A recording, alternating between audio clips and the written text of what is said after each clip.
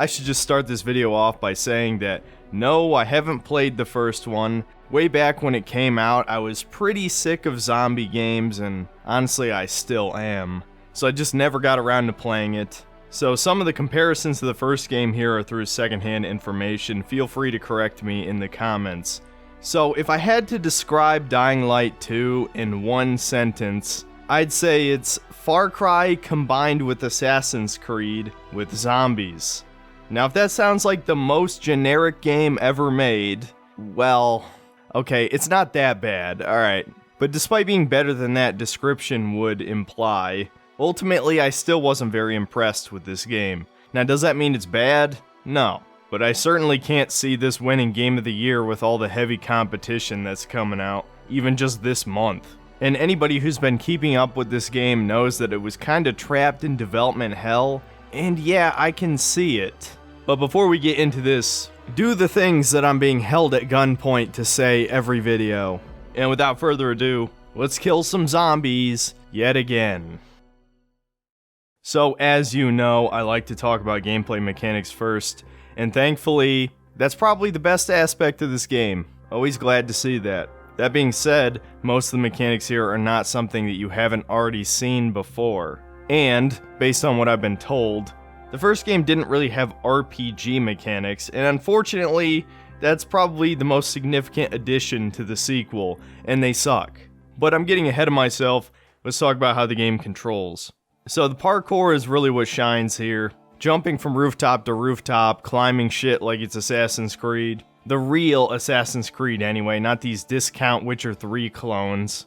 And honestly, I'm gonna be negative already because it's almost impossible to talk about these controls without talking about the skill point system. Unfortunately, you start off with very few abilities.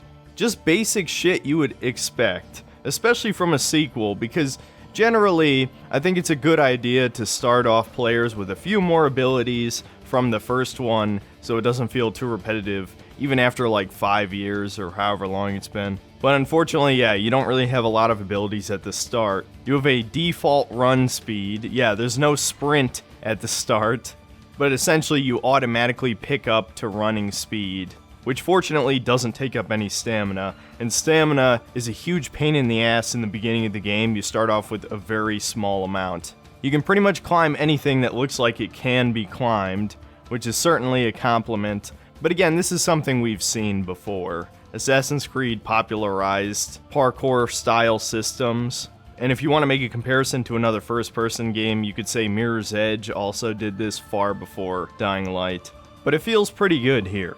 There's also no way to mitigate fall damage at the beginning of the game. I died several times during the first few hours just from falling off rooftops. It looks like he may commit suicide. Suicide is badass. No. But you get skill points so slowly in the beginning. It actually feels like a linear curve instead of an exponential one, which later in the game is good, but in the early game is very bad. Because again, you start off with so few skills. To dip into the combat for just a bit, because it's very simplistic. At the beginning, the only moves you have access to are a basic swing, blocking, dodging, a parry if you block at the right time, which, Jesus, I'm getting tired of seeing this in every game. And you can vault over stunned enemies and then do a kick. And of course you have a kick to break blocks, and you can of course also kick enemies off of ledges. This is really not that effective until you get the drop kick, of course, but it's still kind of funny. Those are the only moves you have. You don't even start off with a power attack. And probably the most famous move from these games, the drop kick, you need like level 4 health to get, which I'll explain how that works in a second, but unless you only boost stealth and not stamina, which I definitely would not recommend, you're not going to get dropkick until like 5 or 6 hours in minimum, and for me it was like 8 hours. And speaking of which, yes, it's safe to say the dropkick is still very fun and extremely effective, probably too effective. Smack my bitch up!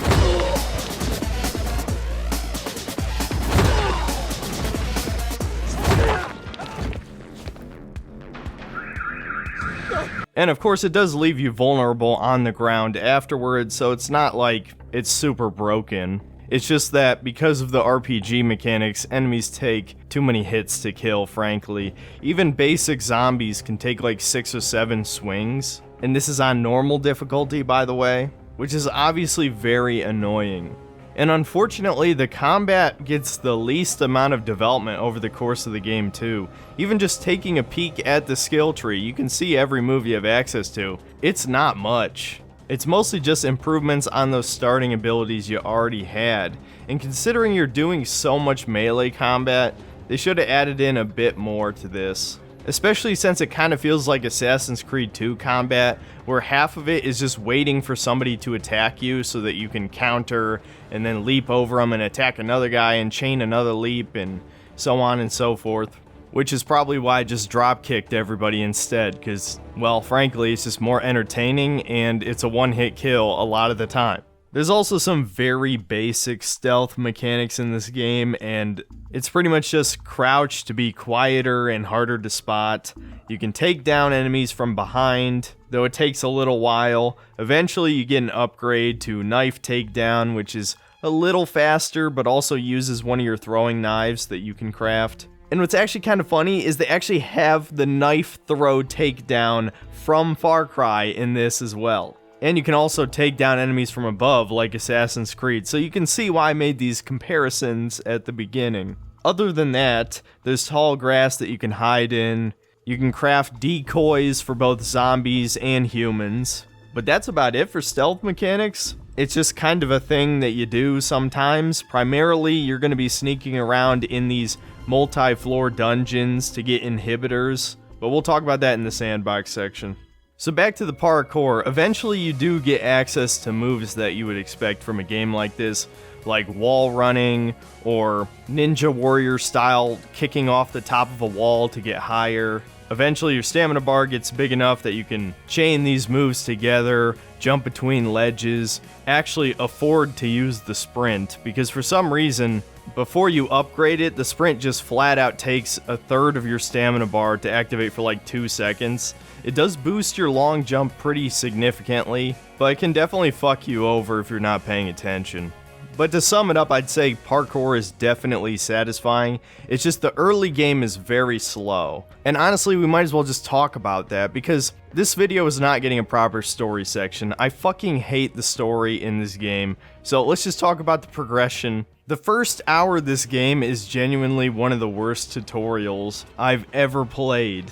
And I've played through Kingdom Hearts 2 several times. It pretty much commits every modern gaming sin in the book.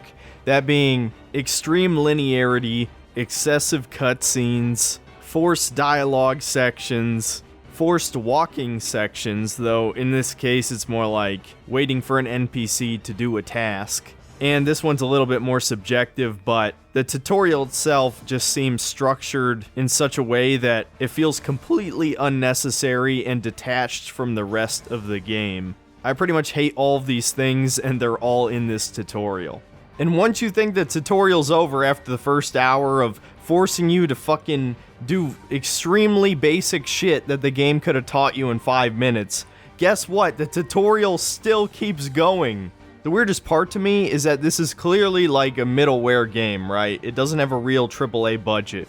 Why the hell would they waste time and resources modeling this huge woods area for a boring tutorial that's completely unnecessary, by the way? You could start the game in the tunnel right outside Villador and lose nothing of value. There's basically 2 completely separate combat tutorials anyway. And a lot of the other mechanics are simple shit that we could have figured out ourselves. Which is ironic because one of the most important mechanics of the game, that being weapon mods, that tutorial is in an optional side quest. So despite the fact that this game wastes 2 fucking hours of your time before you get to explore the open world, yes, the complete tutorial's 2 hours. It doesn't even teach you about modding your weapons, which is the only way to repair them, by the way. And to very briefly explain how mods work, it's pretty much exactly what you think. You have elemental mods that have slightly different effects. Like you can set enemies on fire, or electrify them, or freeze them. The rarity of your weapon determines how many mod slots it has.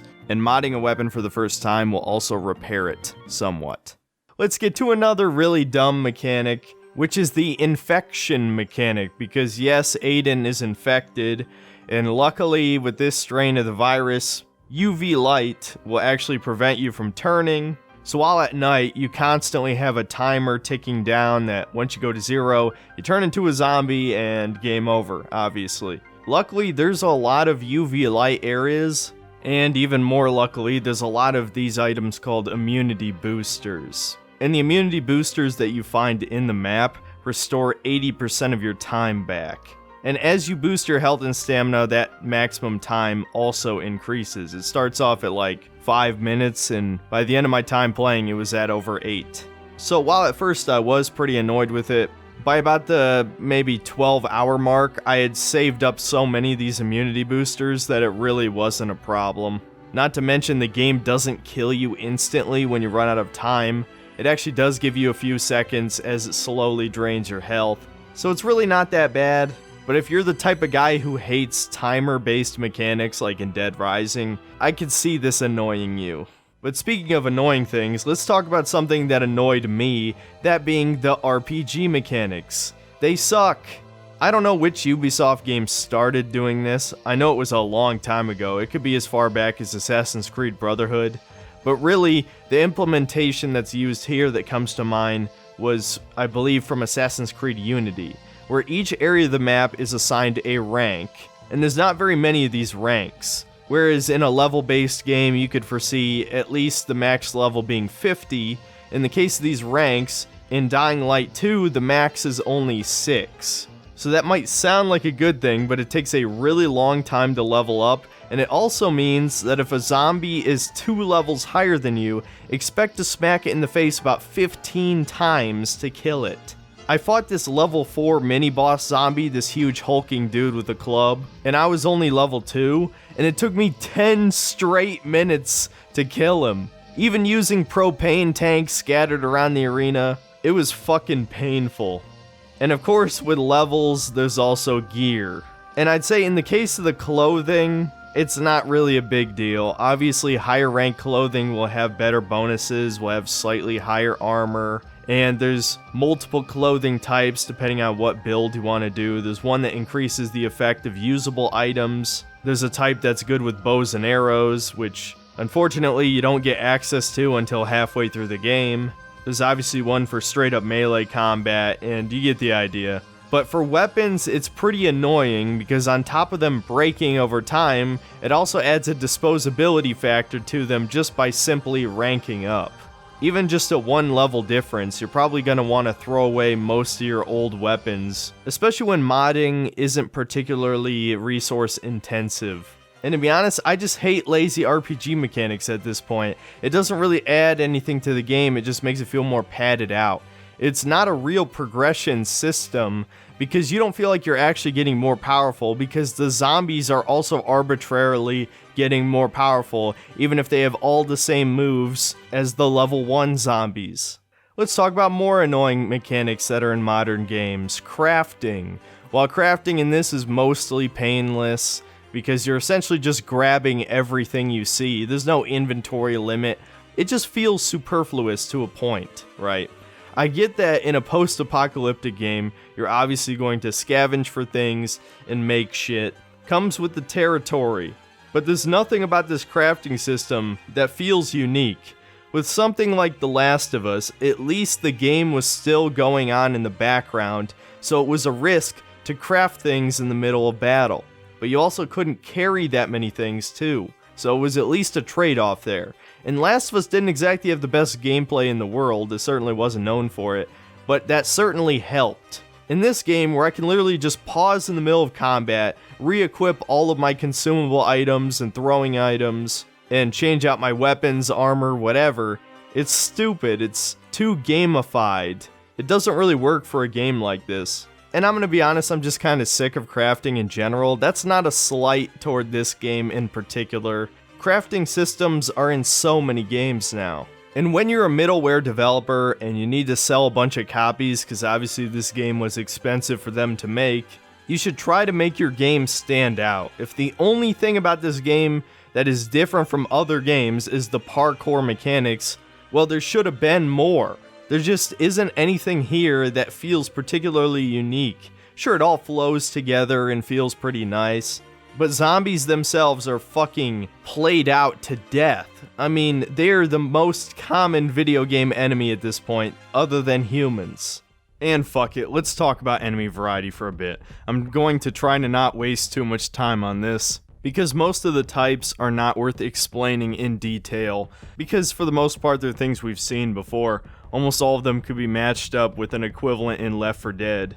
The most basic enemy types are the slow zombies, which are out during the day, and the fast zombies, which sleep inside until night.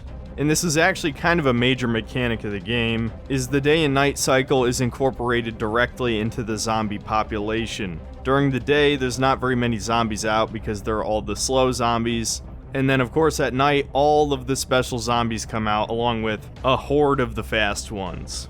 This turns the game's parkour system into a sort of the floor is lava type of thing, and clearly the game is designed around this. As for the special variants of zombies, the most common one is the Shrieker, which essentially alerts all of the running zombies in the area when it sees you and starts a chase. The chase actually has levels to it that the longer that you're chased, the higher that level goes up and more zombies show up and stronger zombies. The problem with this is that UV light hurts the zombies, so as long as you go into a UV light zone, of which there are many across the sandbox, well then the chase is over. Then you have a lot of the more typical variants you would see in other zombie games like spitters, leapers, chargers, tanks. And the tanks in this game are kind of fucky. Their attack range is obviously several feet longer than the end of the club. This is like Dark Souls 2 hitboxes, essentially, which was pretty annoying to say the least. There's also the volatile, which doesn't show up until much later in the game. They're essentially the super zombie. They're both fast and super strong, so obviously they're the deadliest type. There's also a few boss variants of these other zombie types, and they're a special activity on the map. I've only completed one of them as of the time of this review, and I think that pretty much covers all the zombies. I may have forgotten a type or two, or just didn't encounter them. I'd say the variety is pretty okay, though they probably should have thought a little bit outside the box for some of these. And honestly, I shouldn't even have to explain why. I just want to see new things. Is that really too much to ask for? As for the human enemies, there's much less variety. There's your generic one-handed melee guy who only has 3 or 4 different attacks. Then there's also the big guy with a club who can obviously take way more hits, and all of his attacks are power attacks. And then there's an archer. And yeah, I think that's it. Only 3 human enemy types. Oh yeah, and to make the human enemies even worse, their AI is fucking brain dead, dude. All you have to do is get on a ledge right above them, and they will all take the same path to you every time, so you can just kick them off and kill them with fall damage. So yeah, this kind of sucks, especially given how long this game is. The zombie variety's pretty okay, but as we'll go into in the sandbox section, I think the problem is more with the numbers of zombies. During the day, it's just too safe outside, which is kind of weird to say for a zombie game. So unless you're purposely going around looking for a fight at night, maybe trying to get some of those infected metals that you need to craft some upgrades, you're probably not going to fight special infected that often, other than scripted moments in the story. And yeah, the human enemy types suck, especially given that you fight them quite a bit. They definitely should have invested in 1 or 2 more enemy types. So what about the sandbox? Is that good at least? Fuck no. It's actually terrible, and that's a big reason why I compared this to Assassin's Creed or Far Cry. This feels like a Ubisoft game, dude. If I didn't know Techland developed this, my first guess is that it would have been developed by Ubisoft, 100%. It has all the same shit you've seen in any one of their games before. Ubisoft towers, in this game being windmills, outposts, timed challenges, random events with very minor rewards and not nearly enough variety, minor side quests with way too much time wasted on the setup, when it's usually just go here, find this person, or find loot, kill the enemies, or watch some other cutscene that's not interesting. There's also multiple parts of this game where you get to choose dialogue options, which are almost completely meaningless. And speaking of dialogue, there's way fucking too much of it. Even if we're disregarding the main story and the constant times that it stops you for these pseudo cutscenes, which are almost all awful and not in any way interesting. A lot of them give you additional information that you don't care about, and you're gonna skip them. In fact, you should probably just skip almost all of the dialogue in this game. I usually don't recommend this, but it is so unbelievably boring. Just hammer that fucking spacebar, dude. Don't bother listening to this. You're not missing anything, I promise you. And of course, there's also a faction system. This is another thing that's kinda terrible, but I'm assuming they put it in to increase replay value. Basically, every time you capture a energy source or a water tower, you can choose whether to give it to the survivors. I suppose they mean the local town leaders, but I don't know, don't think about it too hard. It basically just means the resistance, we'll say. Or you can give it to the peacekeepers, who are essentially the police or the more militia-based forces. Now, normally in almost any other game, you would think, oh, I give it to the survivors, right? That's supposed to be the good guy option. No, the survivors are fucking assholes to you, dude. I don't even know what to call them, really. The local leaders, the underground, the whatever of Villador try to kill you multiple times, think you're a spy for the cops, which technically you are being tracked, and it is used against them, so that's a fair fear.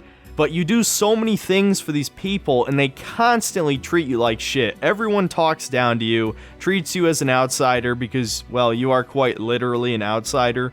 But if you're the most cartoonishly good guy dude ever, they treat you like shit for at least half the game. I fucking hated the survivors and regretted siding with them. Just side with the cops, trust me, they're the good guys this time. Which is very surprising, and I'll admit, it seems like it's unintentional. I don't want to talk about this too much in detail, but let's just say I fucking hated all the plot around Villador, and it's completely irrelevant to the second part of the game. Once you get to the loop, the first hub might as well have not existed, because it didn't even advance the plot in any way, and all of its characters become irrelevant once you get there. And that's also when Rosario Dawson enters the game. And I don't know why the hell they wasted money getting her on board, especially when this game was trapped in development hell and clearly feels very uninspired in certain areas, because I guess they didn't know what direction to take the sequel and make it still feel like a sequel to the first game. But obviously they used the face capture technology on her, because she looks fucking horrible, dude. She looks like a fucking bug man. I don't want to be that guy, because she's still a fairly attractive woman. But obviously, Rosario Dawson always had a little bit of an off look to her. She has a very unique look, I guess is the nicest way I could put it. But in the game, it looks so uncanny, dude. Her eyes are way too big. Her face doesn't have enough details, weirdly enough. She feels like a character from a different game, like they didn't complete her model. Just look at her next to some of these other characters in the cutscenes. She doesn't fit. The weird part is her voice acting is pretty good, so she tried. So this is definitely a problem on the developer side of things, but it was very distracting. And what was even more distracting, honestly, though, is just that the entire story in the loop feels like a different game. It almost feels like Dying Light 3, or maybe more accurately, the first half of this game should have been in a different fucking game, because it has nothing to do with the real plot of you finding your sister. In any case, you can definitely tell this game had some troublesome development just by playing it. It's just so weirdly disjointed in certain areas, and this was just another thing that came to my mind. But anyway, I was supposed to be talking about the faction system. Basically, you can either give the power source or water to the peacekeepers or the survivors, and depending on which side you give them to, you get different rewards. If you give them to the survivors, you get new ways to traverse the city, this being like new zip lines, or like airbags that negate fall damage, or more ways to get to rooftops quicker from the ground, things like that. While the peacekeepers add way more traps to the city, ways to get free kills on zombies or do major damage to the bigger ones. And they actually give you the crossbow, and it's the only way to get the crossbow in the game. I looked that up, and apparently it's really good.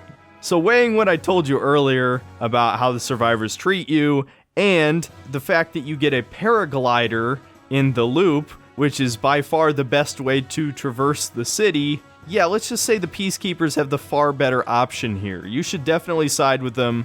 I fucked up, and I swapped to them halfway through, which unfortunately locks you out of an achievement, but whatever, who cares? But basically, fuck the survivors. Who wrote this shit? To talk about the one good element of the sandbox for a minute, there's these dungeons. They're not actually called that, they're like GRE centers or something. But this is the night activity that's the most important and basically mandatory to enjoy the game, because this is where you're going to find the majority of the inhibitors, and having 3 inhibitors allows you to permanently upgrade either your health or your stamina. So what are these dungeons like? Basically, they're dark zones, so your infection timer is constantly going down, and you have to sneak past all these sleeping zombies that are in the building to try and get to these inhibitor rooms. And there's also a few patrolling awake zombies, which once they see you, will alert all the other nearby ones, and will often create a chain that ends up waking up every zombie on the floor. So it's a bit of a stealth challenge, but if you think you're up to it, you could just kill every zombie on the floor. And honestly, the only problem I have with these is that they're obviously heavily copy-pasted assets.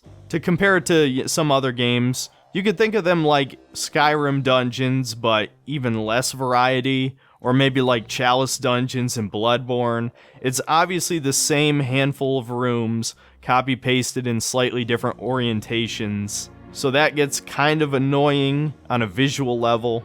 But they do get challenging the further you get in the game. Like, there will be these chemical areas which turn you into a zombie way faster. So that keeps it interesting a bit, and of course there are stronger enemy types, and there's mini-bosses at the end of some of these too. So ultimately, this is probably the best activity in the sandbox. So good on Techland. Wish there was more of this in the game and less of the other Ubisoft crap. So in conclusion, should you get Dying Light 2? Not at launch.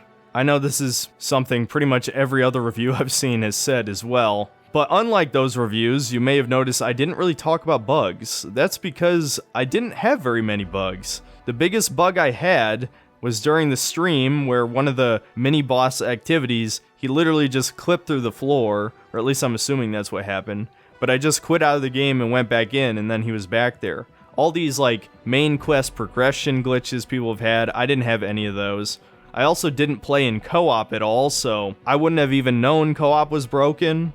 So obviously that is a pretty big hit toward the game. If you're going to play this in co-op, I'm not even sure if they fixed it. You should do some research into that yourself, but it might be safe to say you should wait till another major patch to get the game at the very least. But I'd say the reason you shouldn't get this game is just because, well, it's pretty generic.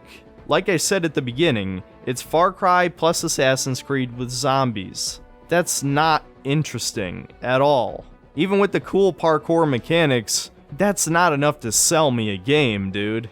And actually, if you want to hear a counter recommendation, I just thought of this, but a perfect game with a very similar concept to this is Sunset Overdrive, which might actually be simultaneously the most underrated Xbox One exclusive, though not an exclusive anymore, and most underrated Insomniac game, which if you know me, you know I love their games. Long story short, Sunset Overdrive is a third-person shooter where you grind on rails and combine all these different parkour moves with shooting zombies and creating these huge combos, and all of the weapons are creative stuff like you would expect from Ratchet & Clank. And it's just a really smooth game, very fun, fast-paced, and it's actually a zombie game where the zombies don't just feel like more zombies. So I would highly recommend giving that one a try if you have an Xbox One or a half-decent PC. Definitely worth it. I'm pretty sure it's on Game Pass as well, so definitely give that a shot. From everything I've heard, this game is not a significant improvement on the previous one. In some ways, it's even a downgrade. Unfortunately, I can't tell you for certain. That's my bad, but I don't have time to play every game, unfortunately. So just based on the knowledge I have of playing this one, I'd say pick it up around $20 if it looks fun. If it doesn't, well, don't fucking bother. You're really not missing anything.